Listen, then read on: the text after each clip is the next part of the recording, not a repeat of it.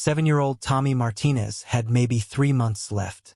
Brain cancer, glioblastoma, the kind that steals childhoods one day at a time, one smile, one laugh, one dream at a time. His small body was ravaged by chemotherapy. His thick black hair had fallen out in clumps. The hospital had become his entire world. White walls, beeping machines, and the constant smell of antiseptic. But Tommy had one dream that burned brighter than anything the disease could take away. He wanted to ride with the bikers. Tommy's bedroom at home, the one he hadn't slept in for 2 months, was covered with motorcycle posters, Harleys, Indians, custom choppers with flames painted on the tanks. His tablet was filled with saved videos of riders cruising down endless highways, engines rumbling like thunder. Every single night in his hospital bed, with 4 lines running from his thin arms, Tommy would prop himself up on pillows and watch those videos. His nurse, Patricia, noticed something remarkable. Whenever Tommy watched the bikers, his vital signs stabilized. His breathing steadied. For those brief moments, he forgot about the pain. "Why do you love motorcycles so much, sweetheart?" Patricia asked him one evening. Tommy looked up at her with eyes that held too much wisdom for 7 years. "Because they're free," he whispered. "Nobody tells them where to go. They just ride. And they're never scared of anything." His mother, Maria, would sit beside his bed every evening after her shift at the diner. Still in her uniform, exhausted but present. She'd hold his hand as he watched his videos. "One day, Mom," Tommy would say, "when I grow up, I'm gonna be a biker. I'm gonna ride everywhere. I'm gonna be free like them." And Maria would kiss his forehead, her heart breaking, and whisper back, "I know you will, baby. I know you will." But they both knew the truth. The doctors had been clear. Tommy wasn't going to grow up. By the 3rd month, the tumors had grown. The treatments had stopped working. The doctors pulled Maria aside and gave her the timeline no parent should ever hear. 6 to 8 weeks. Maybe less. "We're so sorry." That night, Maria sat in the hospital cafeteria at 2 a.m., crying into cold coffee. She'd failed at so many things in life. A young single mother, barely scraping by, working double shifts just to keep the lights on. But this was different. Her son was dying. And his one wish, his only wish, was something she couldn't give him. She didn't know any bikers. She didn't have connections. She couldn't afford to hire anyone. She felt completely helpless. Then her phone buzzed. A notification from Facebook. A post from a support group for parents of children with cancer. Someone sharing their story of a community coming together for their child's last wish. Maria stared at her phone for a long time. Then, with shaking hands, she opened Facebook and started typing. "My name is Maria Martinez. My 7-year-old son Tommy is dying of brain cancer. He has maybe 6 to 8 weeks left. Every night, he watches motorcycle videos from his hospital bed. He says when he grows up, he wants to be a biker. But he won't get to grow up. Is there anyone out there? Anyone at all who could give him just one ride? Please, it's all he talks about. I don't have money to pay, but I'll find a way. I just want my baby boy to feel free. Just once. I just want him to smile one more time before he... Please, if anyone can help, please reach out." She attached a photo. Tommy in his hospital bed, completely bald from chemo, holding up a toy motorcycle someone had given him, trying his best to smile through the pain and exhaustion. Maria's finger hovered over the post button. She felt foolish. Who was going to see this? Who was going to care about one dying kid they'd never met? But she pressed it anyway. Then she whispered a prayer into the empty cafeteria and went back to her son's room. Within 1 hour, her phone started buzzing. Then it wouldn't stop. Messages poured in. From her city. From neighboring towns. From 3 states away. "We'll be there.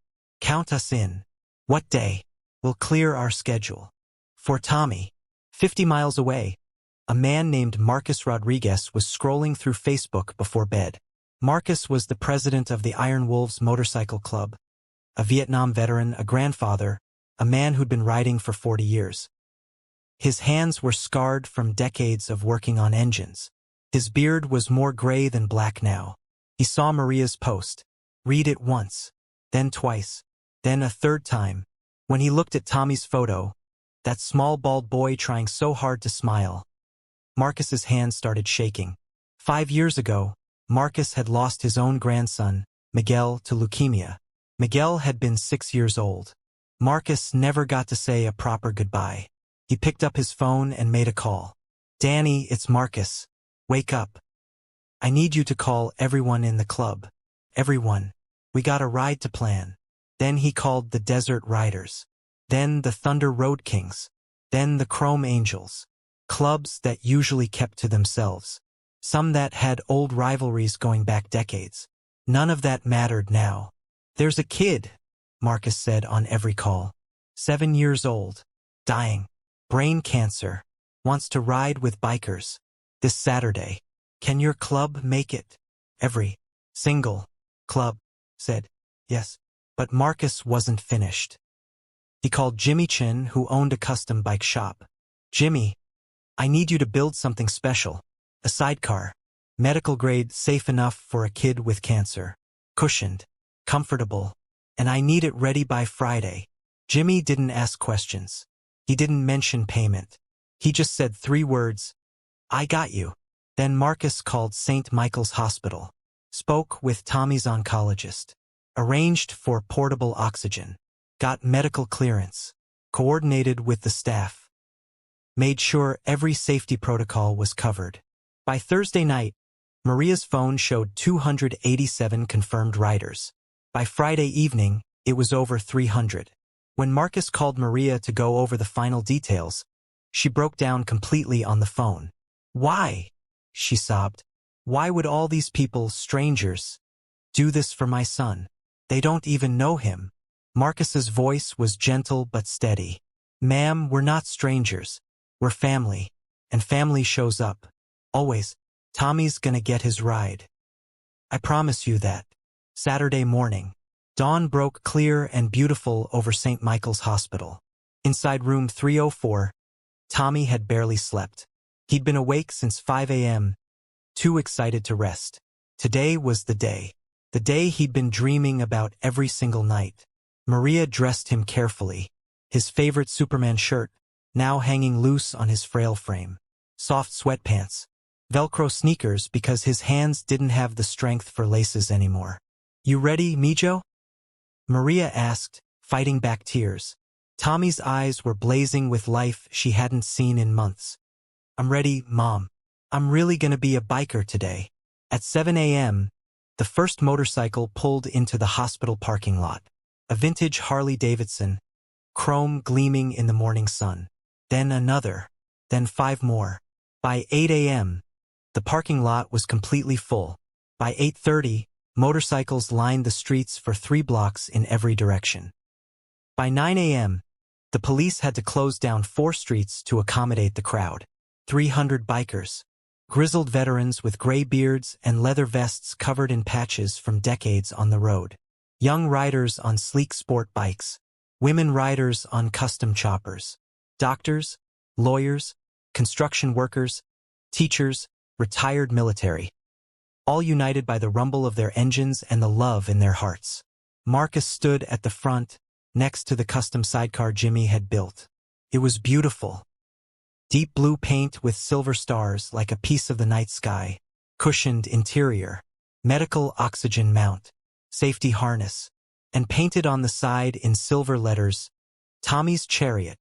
Jimmy had worked 80 hours straight to finish it. When Marcus tried to pay him, Jimmy had just shook his head and walked away. At 9:30, Marcus gathered the riders. 300 engines, 300 hearts, one purpose. "Listen up." Marcus's voice carried over the crowd. "Today isn't about clubs. It isn't about patches or territory or any of that. Today is about a 7-year-old boy who's fighting the hardest battle any of us will ever know. And he asked for one thing. One ride. We're gonna give him the best damn ride of his life. Understood?" 300 voices. "Understood. Then let's go get our brother." The hospital doors opened. Nurse Patricia wheeled Tommy out in his wheelchair, his thin body wrapped in a blanket, and 4 still attached to his arm. Maria walked beside them, her hand on her son's shoulder. Tommy looked up, and time stopped. 300 motorcycles stretched down the street as far as his eyes could see, chrome and steel glinting in the sunlight like a river of dragons. Every type of bike imaginable: Harleys, Triumphs, Indians, Ducatis, custom choppers with artwork painted on their tanks. And standing beside them, 300 riders. Leather vests, bandanas, tattoos, all standing at attention with hands over their hearts. Absolute silence except for the wind. Tommy's mouth fell open. His eyes went impossibly wide. And then tears, real tears, started rolling down his pale cheeks. "Mom," he whispered. "Mom, is this... all of this? Is this for me?" Maria couldn't speak. She just nodded, sobbing. Marcus stepped forward. This giant of a man, 6'4", 250 pounds of muscle and road-worn leather, knelt down in front of Tommy's wheelchair. Tears were streaming down his weathered face.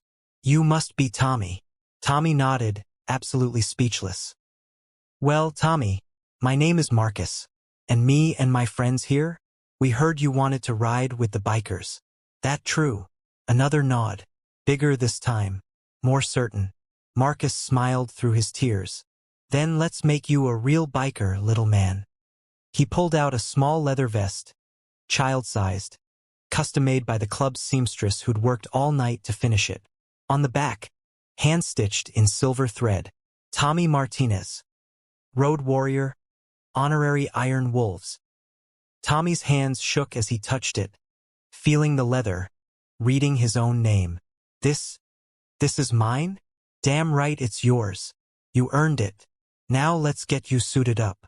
The medical team carefully helped Tommy into the vest over his Superman shirt. Fit perfectly. He looked down at it, then back up at the ocean of bikers, then at his mother. "Mom, I'm really a biker now. I'm one of them." Marcus lifted Tommy, so gently, like he was made of glass, and carried him to the custom sidecar. The nurses secured his oxygen. Patricia checked his vitals one final time. "All green," she said, wiping her own tears. Tommy settled into the cushioned seat, his small hands gripping the sides. He looked up at Marcus in the saddle beside him. "You ready, Road Warrior?" Tommy's voice came out stronger than it had in weeks. "I'm ready." Marcus raised his hand high in the air. "Everyone, this is Tommy. He's one of us. And today, we ride for Tommy." 300 voices roared back. "For Tommy." Marcus turned the key. His engine thundered to life. Then another bike started. Then another. Then 10. Then 50. Then 100. 300 engines roaring as one. A symphony of power and freedom that shook the ground beneath them. The sound was primal, ancient, alive. Tommy's entire face transformed. His eyes blazed with joy. His mouth spread into the biggest smile Maria had seen since before the diagnosis. He started laughing. Pure, unfiltered laughter that cut through the rumble of the engines. Marcus looked down at him and grinned. "You feel that rumble in your chest, Tommy? That's freedom. That's what it means to be a biker. Now hold on tight, brother. We're about to fly." Marcus throttled up. The procession began to move. They rolled out like a river of chrome and thunder. Police escort led the way, lights flashing. The 300 bikes fell into perfect formation. Marcus and Tommy at the front, the others flowing behind them like wings. They rode through downtown. Every single person on the sidewalks stopped what they were doing. Office workers came to windows. People pulled out phones not to record, but because they understood they were witnessing something sacred. Some stood with hands over hearts. Others openly wept. Everyone understood. This was more than a ride. This was love in motion. Tommy sat in his sidecar, wind rushing past his face for the first time in half a year. No hospital walls. No machines beeping. No nurses checking his vitals every hour. No pain medications making him drowsy. Just wind, and sun, and the thunder of engines. and freedom. His thin arms shot up into the air.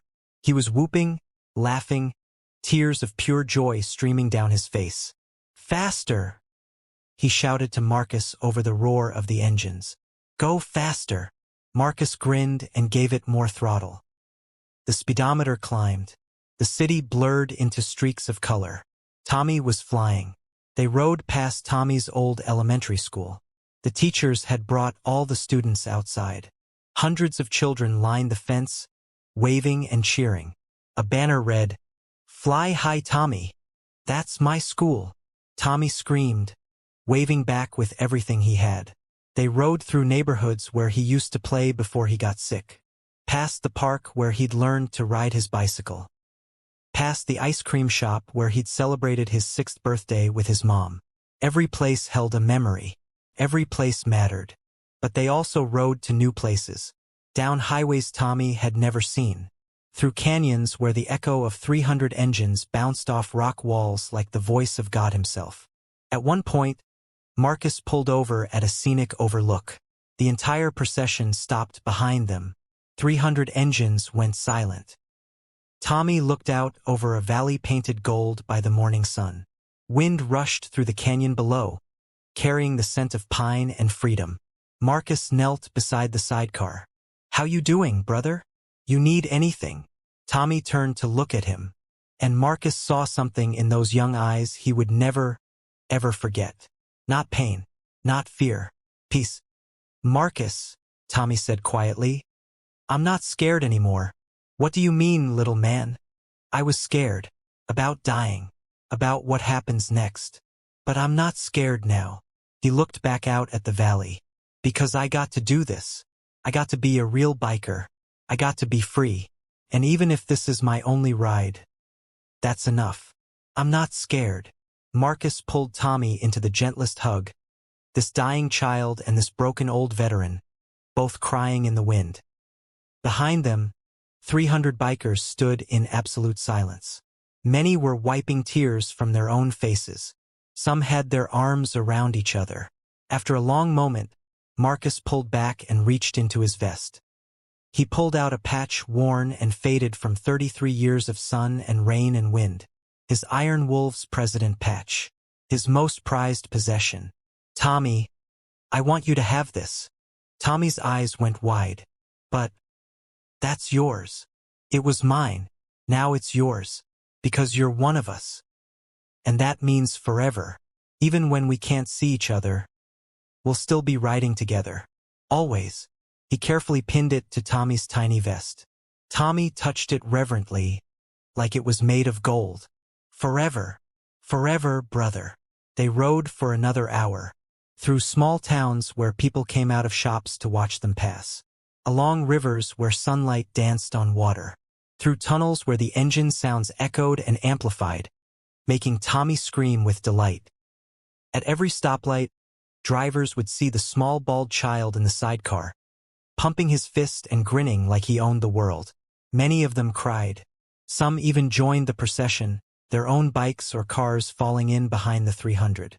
By the time they circled back toward the hospital, over 400 vehicles followed. They pulled into the hospital parking lot at noon. 2 glorious hours had passed. To Tommy, it felt like both forever and a single perfect heartbeat. Marcus carefully lifted him from the sidecar. Tommy was exhausted. His small body pushed to its absolute limit, but he was glowing. Radiant. Alive. Nurse Patricia checked his vitals immediately. Then she looked up at Maria with tears in her eyes. "His oxygen levels are the best they've been in 2 months. His heart rate is strong. I don't understand, but whatever just happened, it was good for him." Maria hugged her son, sobbing into his shoulder. What happened next no one had planned. One by one, all 300 bikers approached Tommy. Each one knelt down. Each one shook his small hand. And each one gave him something. Patches from their vests some earned decades ago. Pins from rallies across the country. Bandanas. Keychains. Challenge coins. Photos of rides and roads and memories. A lifetime of riding history, given to a 7-year-old boy who had weeks left to live. The pile of gifts grew and grew. Tommy touched each one with wonder and reverence. Some of the toughest-looking bikers, men with scars and prison tattoos and eyes that had seen violence, broke down completely when it was their turn. They'd hug Tommy gently, whisper thank you, and walk away sobbing, because Tommy had given them something too, a reminder of why they rode, what freedom meant, what it meant to be truly alive, even in the shadow of death. The last biker was a woman named Angela, a grandmother, a breast cancer survivor, 25 years on the road. She knelt in front of Tommy and took his hands. "You know what you are, Tommy?" He shook his head. "You're the bravest rider I've ever met, and I've met thousands. You're not afraid of anything, and that makes you a legend." She kissed his forehead, stood, and walked away crying. Finally, only Marcus remained. He knelt one last time. "Thank you, Tommy." Tommy looked confused. "Thank you. You gave me the best day ever." Marcus shook his head, his voice thick with emotion. "No, brother. You gave us something. You reminded 300 people why we ride, what courage looks like. You brought strangers together and made us family. That's more than most people do in an entire lifetime. You did it in one morning." He paused, composing himself. "Keep that patch, and whenever you're scared, hold on to it. Remember, you're an iron wolf, and wolves never ride alone." They hugged. This small dying child and this giant of a man, holding each other in a parking lot full of chrome and leather and love. As Maria wheeled Tommy back through the hospital doors, all 300 bikers raised their right fists high in the air, a final salute to the bravest rider they'd ever known. The engines started one last time. The rumble echoed off the hospital walls. A benediction, a prayer, a promise. And then, slowly, the procession dispersed. 300 bikers riding off in different directions, but carrying Tommy's story with them, forever. Tommy Martinez passed away 5 weeks later, peacefully, in his sleep, his mother holding his hand, his tiny leather vest draped over his chest, Marcus's worn patch still clutched in his fingers. Maria said he talked about that ride every single day until the end. The wind in his face, the rumble of the engines, how he flew, how he was finally truly a biker. At Tommy's funeral, 300 motorcycles formed a procession one final time. They rode from the hospital to the cemetery, 20 miles of thunder and tears and love. At the graveside, as they lowered the small casket into the earth, 300 engines started at once. They let them roar for 2 full minutes, a symphony for a fallen rider, a celebration of a life lived fully, even if it was only 7 years. Then silence. Marcus placed his hand on the casket. "Ride free, little brother. Ride free." Tommy's headstone reads, Tommy Martinez, 2018 to 2025. Road warrior. He rode with legends, but the story doesn't end there. Every Saturday, fresh flowers appear at his grave, left by riders passing through, patches pinned to the fence. Photos from bikers around the country who heard the story. The grave of a 7-year-old boy became a shrine, a reminder, a symbol. Last year, the Iron Wolves started the Tommy Martinez Memorial Ride. Once a year, on that golden Saturday, bikers from across the nation converge. They ride the same route. They stop at the same overlook. They remember. And they bring other children from the pediatric ward. Kids fighting their own battles. Kids who need to feel free even if just for a day. Because Tommy's legacy isn't about death. It's about life. About courage. About family. About freedom. Final, powerful message. Tommy Martinez taught us something we all needed to remember. Life isn't measured in years. It's measured in moments. And one perfect ride, surrounded by love, surrounded by family, surrounded by freedom, that's not just a moment. That's immortality. Rest in power, little road warrior. Your engine will never stop running in our hearts.